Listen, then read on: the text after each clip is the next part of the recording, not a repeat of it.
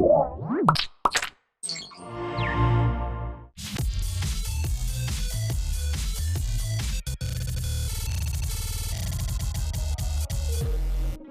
time on the show, how to encrypt your email the easy way, then backing up your Gmail account using your Ubuntu PC, plus text messaging your Wi-Fi pineapple. All that and more this time on Hak5. This segment of Hak5 is brought to you by Domain.com. Hello and welcome to Hak5. My name is Darren Kitchen. And I'm Shannon Morse. And this is your weekly dose of Technolust. And this time on the show, I'm very excited. We are going to get into encrypting your email the easy way. And we're going to be backing up all of your emails to your hard drive. It's an email episode. It's all about the emails. I love that. Because you never know. There might be an apocalypse and you might just want your emails like on your hard drive. Oh, I see what you did there, an e-pocalypse. E-pocalypse. Cute. Lols. All right. I totally said law and RL. All right. Well, we're going to learn how to encrypt all the emails. Cool. And so here's the thing. A lot of the times here on Hak5, we go really in depth for weeks at a time on a complex subject like we did with SSH, exploring every nook and cranny. That's not this segment. No, today we're taking a high-level approach, a practical approach to email encryption. This is the segment you send all your friends, techie or not, that you want to be using strong encryption in their email. That's good. We have been meaning to do this segment for so long. We just never have. Well, and it's one of those things where we've been meaning to do it, and I still want to get into a lot of the differences between OpenPGP or GNU-PG and OpenPGP and all of the different cool things that you can do in Linux with Thunderbird and Enigmail, whatever. But this isn't this episode. No, this is like, if we're going to get into a whole, crypto anarchy series, we should just start off by getting everybody using encryption in their email. Awesome. Okay. And there's many reasons why. So a little bit of backstory, nothing too complicated here. Basically, in 1991, this cool guy by the name of Phil Zimmerman created PGP, or Pretty Good Privacy, and it's a program for encrypting and decrypting text, email, files, even your whole hard drive. I love how it's really actually stands for pretty good privacy. Well, that's the thing about encryption is it's pretty good. Keep in mind, encryption is only, encryption can always be broken through cryptanalysis and all of those things. And the reason that we use encryption is to keep it private now. Yeah. Now, things that we encrypted 10 years ago, we can easily break today. Mm-hmm. And things that we encrypt today will easily be able to break in 10 years. That's true. So there's no bulletproof solution when it comes to that. It's always biding time, but that's okay. Mm-hmm. Because everything is recorded, everything is monitored, and everything will be broken in 10 years, and that's what the NSA and all of these other people do. And good on them, right? But for right now, for today, let's encrypt all the things. Yeah, let's do it. All right, well, I've been needing to do this to my email anyway, so all right, well, I'm going to show you guys how to set this up in your email the easy way. PGP uses various methods of encryption, and one of them in particular that we're interested in, that we've talked about in the past, is called public key cryptography. Now, rather than simply having a single password that's used to both encrypt and decrypt our data, we're actually going to use a combination of what's called a public key and a private key. And the idea basically boils down to this. The public key is used to encrypt the message, and we can freely give that key out to anyone. So if I want Shannon to be able to send me encrypted messages, I just give her my public key. If I want the entire Hak5 audience to send me encrypted messages, here's my give them your public key. Here's my public key. Did I just speak public key? You give everyone the public key. The private key is what you use to decrypt the messages. Right. And that you store securely on your own computer. And nobody sees that one. And nobody sees that one. Right. Right. Okay. Now, on Linux, there's lots of different ways to set this up. You can use GNU-PG, or GPG as it's sometimes known as. It's a OpenPGP compliant open source tool. You can use it in combination with a program called Enigmail. It's a plugin for Thunderbird, and you can use this protocol called IMAP to download your email. And here's the thing. The world has changed. A lot of us rely on webmail. Yeah. It's not a very easy solution, and while we are going to get into that, this segment is all about setting up email encryption the easy way. And so for that, we're going to rely on an awesome technology called OpenPGP.Jas. Awesome. So OpenPGP.Jas is basically a JavaScript implementation of PGP, or Pretty Good Privacy, and it allows really cool web developers to add this as a library into their code so that you don't have to think about installing any software. As more and more websites become applications, this is really cool because it means that it doesn't matter if you're on a Windows machine, a Mac, a Linux box, a Chromebook. That's awesome. If you can run, you can use it with anything. Yeah. Yay. If you can use it in a web browser, and so as the web browser becomes more and more our OS, this is an awesome alternative to that. Great. Okay. And it is used by a really cool tool called Mailvelope. And Mailvelope is a plugin for Chrome or Firefox that allows you to do this kind of awesome encryption that we're talking about here right there in your Gmail, in Yahoo Mail, in Outlook.com, or in GMX. Ooh, okay. Should I get this now? You absolutely should go over to mailvelope.com and grab the plugin. So you're in Chrome or Firefox? I'm in Chrome. Okay, well you're in Chrome, so you go ahead, and while we're getting into this, you should download that. Just click over to the Chrome extension, and it'll take you to the Play Store, not the Play Store, but the Chrome Store. Clickety-click, add the extension, and click Add, and Bob's your uncle. There you go. Sweet. And so now just go over to your Gmail and hit F5 or refresh your Gmail, because Gmail is what you use. And there we go. So as your Gmail loads, let me get into the reason why, or one of the reasons why this is important. If you're in the United States, you probably know about the ECPA, or the Electronics Communications Privacy Act. And it's an act that states that email stored on a third-party server for more than 180 days is considered by the law to be abandoned. Think about this. Think about the email in your inbox in your Gmail right now, the years of history that you have in your Gmail, and think about the fact that the government considers anything over 180 days abandoned. And what that means is that all that's required to obtain the contents of those emails by any law enforcement agency is literally a written statement certifying that the information is relevant to an investigation. That's scary. I have things like, domain name registrars in there. I got old signups from different websites that I refer back to all the time. I have my whole life since 2005 in Gmail, for better or worse. Important contacts, everything. Yeah, and there's absolutely no judicial review on this kind of stuff. There's no need for a warrant. Nothing. Yeah. Now, ECPA was written in the 80s, and a lot has changed since then. Even just like in the last 10 years, we used to, use our internet service provider's email, and we would set up like, I remember Eudora or Pegasus or Microsoft Outlook or Outlook Express, and you would like click send and receive, and it would download your email from their servers, and your email would live on your computer. But that's just not the way things work anymore with the cloud. For better or worse, the cloud, while it provides us all of that cool stuff where we can get access to our email or other applications, our documents with like Google Drive, for instance, anywhere, it comes with the caveat that we no longer own that information. So let's take back some of that ownership. Let's encrypt all the things and use this technology that has been totally proven. This is the same stuff that is being used by activists as well as the NSA. So if it's good enough for them, it should be good enough for us, right? Okay, yeah, let's do it. All right, so let's walk you through getting set up. So you've already installed the plugin, right? Yes. Okay, well I have the plugin installed on mine as well. Okay. So I'm going to walk you through your first time setup. So you should see an icon now in the top right called Mailvelope. Click that and go to Options. And the very first time we see this, we're looking at our key ring. Right. So our key ring is, like I said, if is you this like have, all the public keys that you get from people? Yes. Okay, if you great. have my public key, that means you can encrypt a message and send it to me. Yeah. And if I have your public key, I can encrypt a message and send it to you. Yeah. So this is your key ring. If I go into mine, for instance, I can see I have here, mine as well as Sebastian, right? And I have a bunch of others, but this is just for an example. I don't want to show everybody that I talk to, but basically I have two set up here on this machine. Okay. And we can import as many as we'd like. But you need to create one because you're new to this. I don't have one.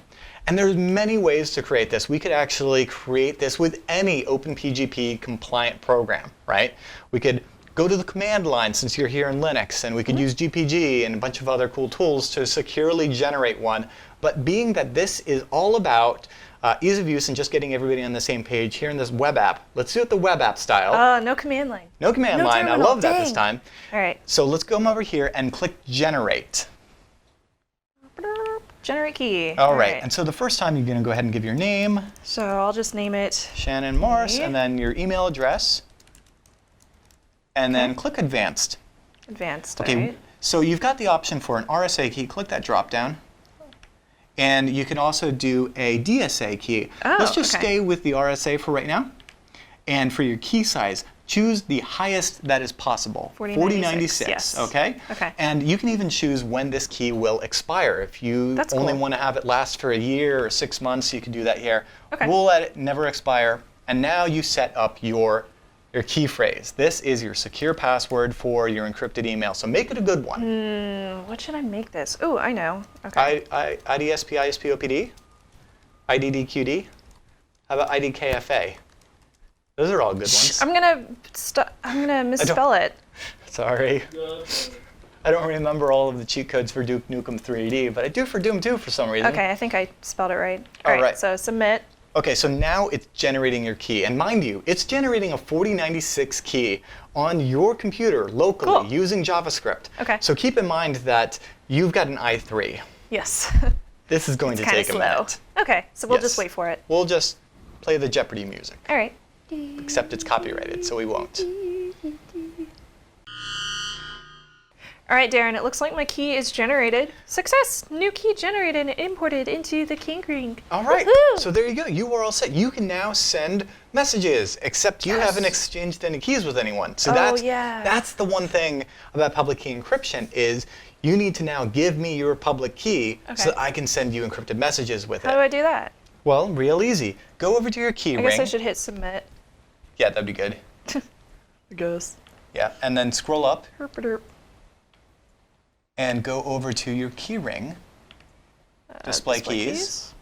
All Ah, right, and you see now that it ta-da. shows two keys. It shows one facing up and one facing down, and Yes. that's to signify that you have both a private and a public key. So what we want to do now is email me your public key. Okay. So click export.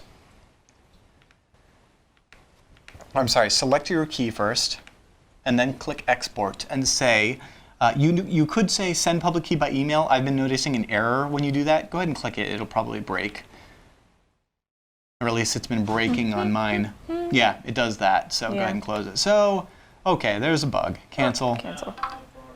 Yeah, Cancel. it's bringing up the intent for your operating system to send an email. Okay. So hit display public key instead. And that's your public key. So now anyone watching, well, except they only have part of it. Oh, you I have to can scroll just down. You could do a save it to a file. file, or you Okay. could just copy it to the clipboard. Okay. So hit copy to clipboard. And now go over to your Gmail Okay. and compose a new message Send it to you. and send it to me. Shows up as a huge link. That's interesting, Oh, I know why. because you sent it at the bottom here. Delete all that, delete your signature. Maybe that's causing it to. There we go. All right. Cool. Okay. And then you can say, here's my public key. My key is Too big. too big. All right. And That then should work. And so you just hit send, and so now we come over to my computer, Okay. and I just keep clicking. There we it go. is. All right, so I've got your email with your key, and all I have to do is select this, all of this, Okay. and I do the same thing. I click on my mail envelope icon in the top right. I go to Options. And you're gonna add it? Yes, I select Import Keys. Ah, okay. And you can paste as many keys as you want. So if you have a bunch of keys from your friends, you can plug them all in at the same time. Yeah. It's going to ignore any superfluous data that's in between them. So you Okay. just kind of carriage return a few times, put a few enters in there. Oh. And so as soon as I hit submit now, so I've just pasted this in there, it's going to see success, public key, and there's the key Yay. fingerprint for Cool. Shannon Morse has been imported into the key ring. If I go back to display keys, I now see that you're You now one see of mine. my key people. That's awesome. And so Okay. you do the same thing. I emailed you right before the segment with Yes. my key. Okay. So you just do the same thing. Select all of that. Copy. Go to options. Import a key. Submit. Success. Awesome. So now if I go to display keys, I have yours in here. Hey, look That's at great. that. That's cool. We're and key I just have one buddies. key on here because I don't have your private key as well. Yes. One little key. So now I can send you a private message. So I'm going to do that. Sweet. I'm going to Okay. hit C just like I would in Gmail to create a new message. And I get my regular dialog box. I'm going to send it to snubsy@gmail and say, hey, Shannon, check out this secret info. OMG secrets. OMG secrets! And you'll notice that I have a new floaty guy over here. I have this in the very top right, this pen and paper. And when I click this, and I get this compose message pop up, and I can go ahead and add some additional exclamation points, as you do when sending secret messages. Of course. I can tell that this is actually Mailvelope with these 3 characters here in the pink in the top right. We'll get to that in a sec. And all I have to do to encrypt it is click this lock. When I click that lock, I can add recipients. I choose from the drop down, and I already have you as a recipient, so I click that, and then add, and then hit OK. And there we go. That message has been turned into all of this. I click transfer, it goes back into here, and I can hit send. That's and that's awesome. all there is to it. To sending a message, since we've already exchanged key pairs, you show up for me in that drop-down because I have your public key. I can encrypt things for you. Yeah. And since you have my public key, and since you have your private key that I encrypted it with the public key of it, you've got the private key of it. So now you can decrypt it. Yeah. And since we've both exchanged keys, you can send a reply encrypted with my public key, and I can do the same thing in reverse. So there's your message. And now you'll notice, you're like, hey, what's this new thing? Yeah, you see this that? just appeared. And your mouse becomes a key. So it's like I'm unlocking the mail. And then it will ask you for your super secret password. And I don't recommend checking that box that says, remember this password. Yeah, no. No thanks. And there Oh my you God, go. secrets! You get the secret email. Oh, That's all there is that's to it. amazing. And so if you were to, you That's could so just, cool. Gmail shortcuts, hit R to reply, or however you would like to. And as far as Gmail is concerned, Google doesn't know the contents of this email. What they know is all of that gobbledygook that we created and since when we they don't encrypted have it. Password, they don't have the key. They don't have your private key. So as They long as can't your get private into key it. is secure, that email is secure. That's awesome. And so you do the same thing. You reply back to me, you're like, more secrets, and then... So when I reply back to you, I'm Darren, Hak5, and I want to just say like, oh, do I hit this before I make the...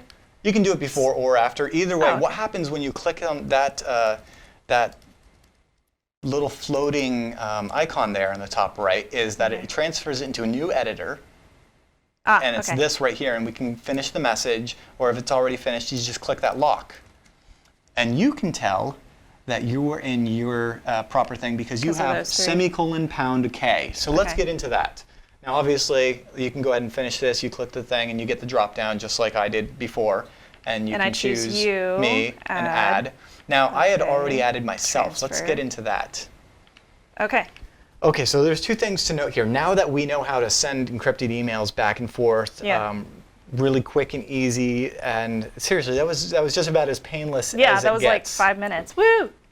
I'll mention 2 notes that you might want to consider. First of all, under Mailvelope general settings, or under security, you'll notice that you get a custom color and custom characters. I have mine as capital O dot lowercase o. Okay. And you have yours as pound semicolon something else, Something right? or another. And this color. And the reason for that is additional security. This token basically is allowing you to identify that this is the Mailvelope you think it is. Okay.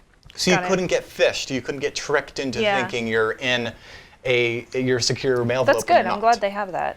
It's kind of like when you log into your bank and you see the fuzzy animal that you're supposed to see. Yeah. Or the octopus flower. or whatever it is. The sparkly unicorn. Really? You don't go with cephalopods? No, I go with the sparkly unicorn. Okay. The rainbow. There you go.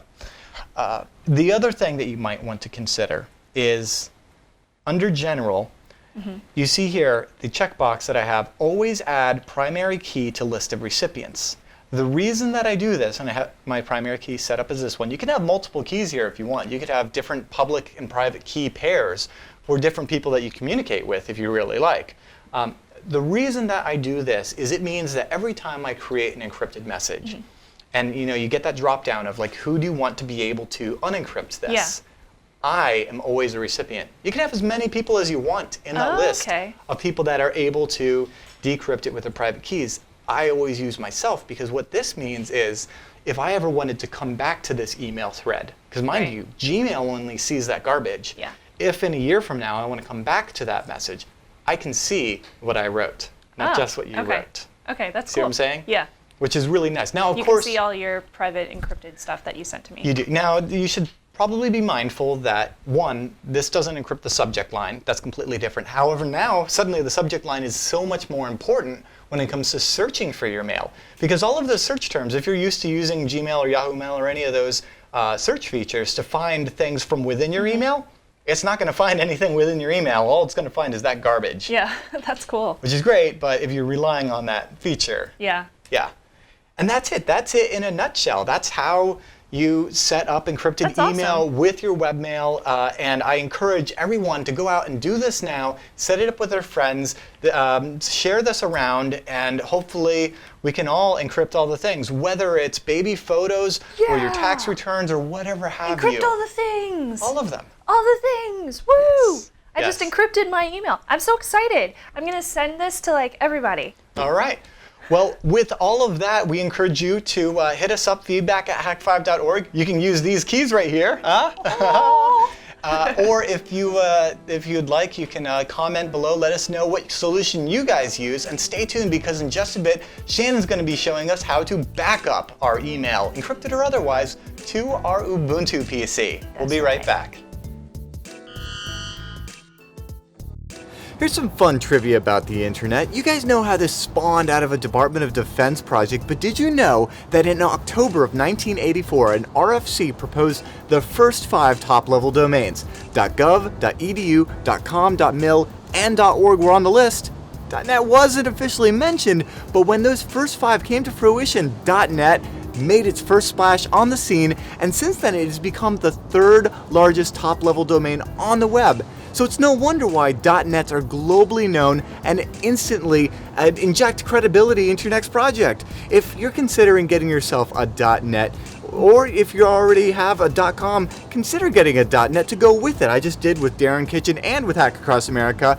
Or if the domain name you want is already taken, a .net is the perfect alternative. And you can find your .net over at domain.com. They are huge supporters of Hak5, have been for years, and they're committed to HackAcrossAmerica.com or .net, and they want to hook you guys up with some affordable domains without all of the runaround. .nets are only $8.99 a year, and you can get 15% off domains and web hosting at domain.com when you use the coupon code HAK5. And whether or not you're in need of virtual property on this awesome internet of ours, you should go ahead and tweet at domain.com and let them know, just that you love them for supporting Hak5 and Hack Across America, and we are so grateful to have them here, because this is really something awesome. I'm so glad that they believe in this, and you should head over to domain.com and check it all out. So remember, 15% off domain names at domain.com,